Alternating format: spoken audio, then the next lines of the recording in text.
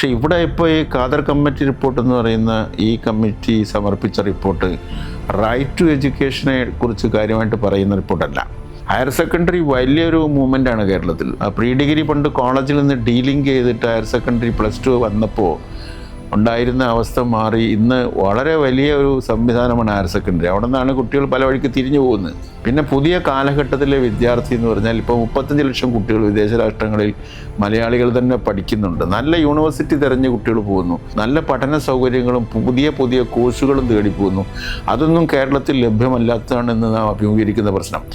Artificial ഇൻ്റലിജൻസിൻ്റെ നിർമ്മിത ബുദ്ധിയുടെ ഈ കാലത്തെ ജ്ഞാന സമൂഹത്തിൽ വളരെ സമർത്ഥരായ നമ്മുടെ വിദ്യാർത്ഥികൾക്ക് ഒരു വിശാലമായ ലോകം തുറന്നു കൊടുക്കാൻ ആവശ്യമായിട്ടുള്ള പരിഷ്കരണങ്ങൾക്ക് പകരം ഇത്ര പരിമിതമായ സങ്കുചിതമായ ശുപാർശകൾ ചെയ്ത ഒരു കമ്മിറ്റി റിപ്പോർട്ട് നടപ്പിലാക്കാനുള്ള ബദ്ധശ്രദ്ധരായിട്ടുള്ള തിരക്കിലാണ് ഇപ്പോൾ ഈ കേരള ഗവൺമെൻറ് ഏർപ്പെട്ടിട്ടുള്ളത്.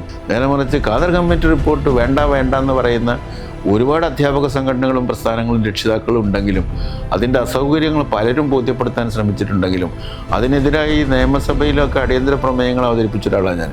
ഇങ്ങനെയുള്ള പല എതിർപ്പുകളും നേരിട്ടിട്ടും അത് നടപ്പിലാക്കുന്നതിൽ വളരെ വലിയ ത്വരിതഗതിയിലുള്ള വഴികളാണ് ഈ ഗവൺമെൻറ് സ്വീകരിക്കുന്നത്. മറ്റേ കമ്മിറ്റി റിപ്പോർട്ട് അങ്ങനെയല്ല. അപ്പോൾ അതും ഇതായിട്ട് ഞാൻ കമ്പയർ ചെയ്യില്ല. ഈ ഖാദർ കമ്മിറ്റി റിപ്പോർട്ട് നമ്മുടെ വിദ്യാഭ്യാസത്തിന് ഈ പുതിയ കാലഘട്ടത്തിൽ അനുയോജ്യമായ ഒന്നല്ല.